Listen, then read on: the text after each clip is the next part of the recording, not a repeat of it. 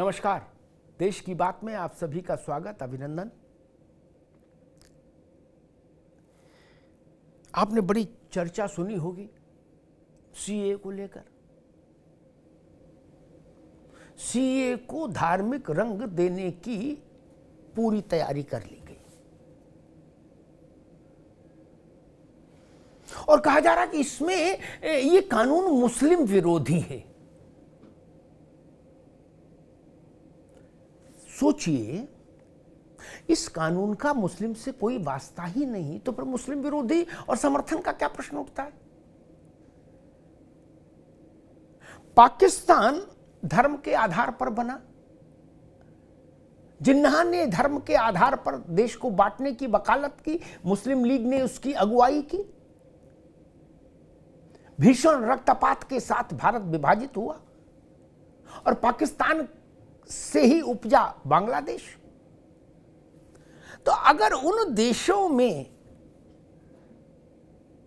अल्पसंख्यकों का सम्मान सुरक्षित रखा गया होता, पाकिस्तान, बांग्लादेश, अफगानिस्तान जैसे मुल्कों में, तो सीए कानून लाने की जरूरत ही नहीं पड़ती।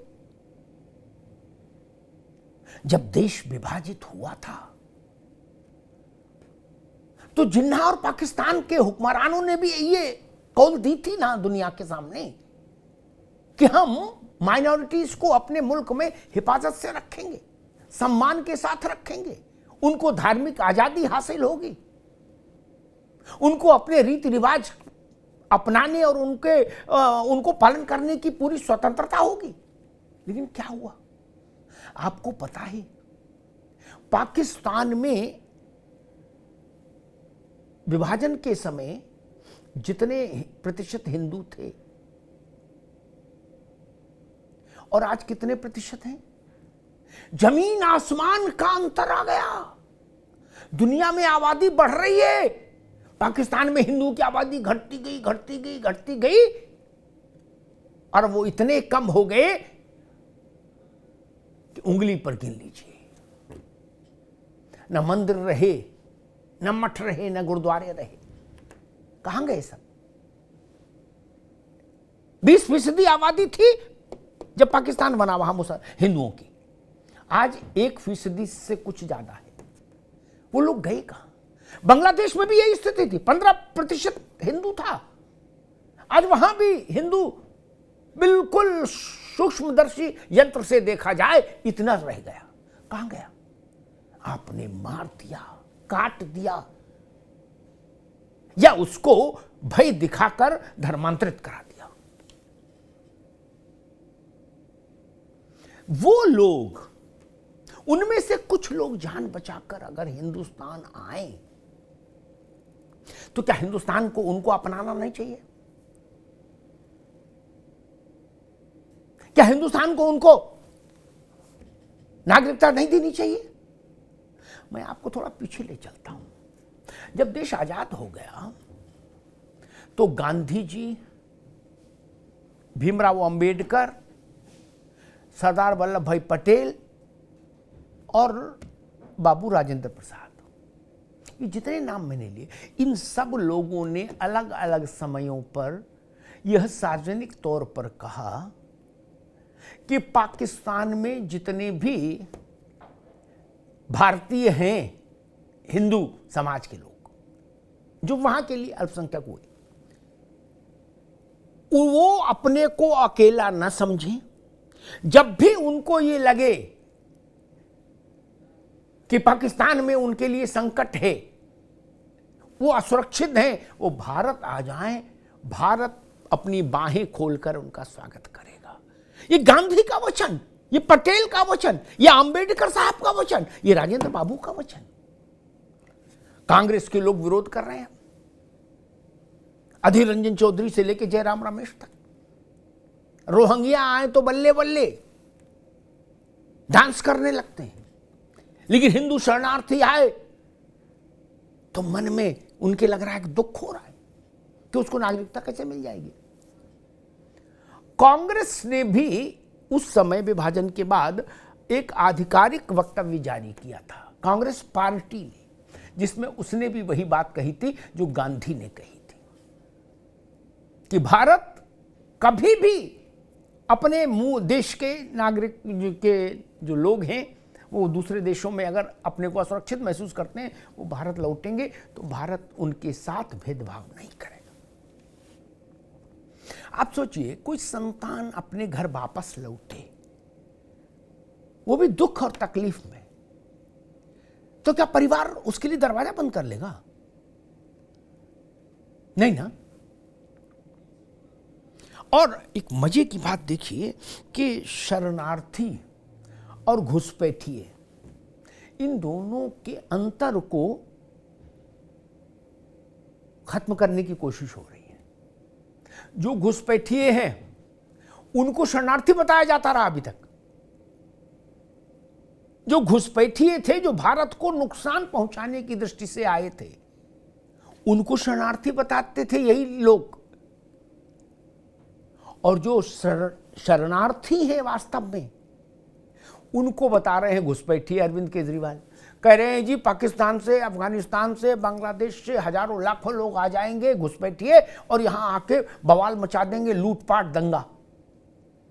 पाकिस्तान से जो हिंदू आएगा, सिख आएगा, जैन आएगा, बौद्ध आएगा, और अपन तो आएगा कोई ऐसा नहीं अनंत काल तक आते रहेंगे, कोई गेट खोल दिया ना। केजरीवाल जी अर्ध सत्य बोल रहे हैं, आधा सच आधा झूठ। 2014 दिसंबर तक जो आ गया उसी को नागरिकता के इस प्रावधान में शामिल किया जाएगा। ऐसा नहीं कि गेट खुला कभी भी चले आओ ना। और नागरिकता देने के कुछ मानक है, मापदंड है, उन पर कसा जाएगा व्यक्ति को। आप पाकिस्तान से प्रताड़ित होकर, दुखी होकर भारत आने वाले भारतवंशी को गुंडा, बदमाश, अराजक बता रहे हो। कह रहे हो वो भारत में लूटपाट करेंगे, हिंसा फैलाएंगे, चोरी डकैती करेंगे, आप उनको चोर बता रहे हैं। अफगानिस्तान में हिंसा हुई, सैकड़ों हजारों भारतीय लोग छोड़कर आए, भागे, भारत सरकार लेके आई उनको। अगर वहां जाने की स्थिति नहीं बनती दोबारा तो क्या करें उनको?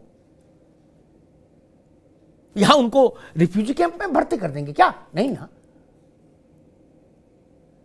सैकड़ों सिख आए अफगानिस्तान से प्रताड़ित होकर, क्या किया कर करे भारत उनको स्वीकार नहीं करेगा क्या? रोहिंग्या के लिए मकान बना रहे थे केजरीवाल, कैंप लगा रहे थे, दूध जलेबी खिला रहे थे उनको बैठाकर, कह रहे थे नाना दुबरा गए कुछ खा लो। और कोई हिंदू आ जाए, जैन आ जाए, बौद्ध आ जाएगा, भारत की कुंडी खटखटाएगा कि हमको शरण दीजिए, तो ऐतराज है बाबू साहब को। ये जो दृश्य है ना, ये दृश्य खतरनाक है, ये सोच खतरनाक है। क्या इस सच को बदला जा सकता है कि धार्मिक आधार पर विभाजन हुआ? नहीं ना। क्या इस सच को आप बदल सकते हैं कि जब देश में मुस्लिम लीग ने इस मांग को चरम तक पहुंचाया था, उस वक्त चुनाव हुआ, तो चुनाव में मुस्लिमों के लिए सीटें आरक्षित की गई। इस बात समझ लीजिए, बड़ी महीन बात है। उसमें मुसलमान ही वोट डाल सकता था, मुसलमान ही खड़ा हो सकता था, समझ लीजिए। यानी वोट भी कोई दूसरा, अभी जैसा आरक्षण नहीं, जैसे अभी SC ST सीट आरक्षित है तो उसका मतलब है वहां से खड़ा उम्मीदवार SC ST ही होगा, ठीक। वोट सब डालेंगे, तब नहीं था, तब मुसलमान ही वोट डालेगा।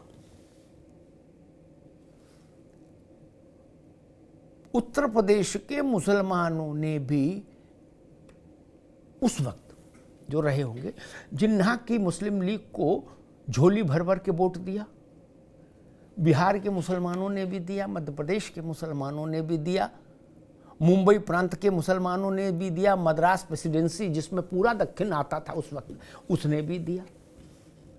लगभग पूरे देश भर के मुसलमानों ने मुस्लिम लीग को वोट दिया था, जिसका मतलब था मुस्लिम लीग का एक ही मैंडेट था उस वक्त कि हम अलग पाकिस्तान चाहते हैं, यानी अलग पाकिस्तान की मांग का समर्थन हुआ।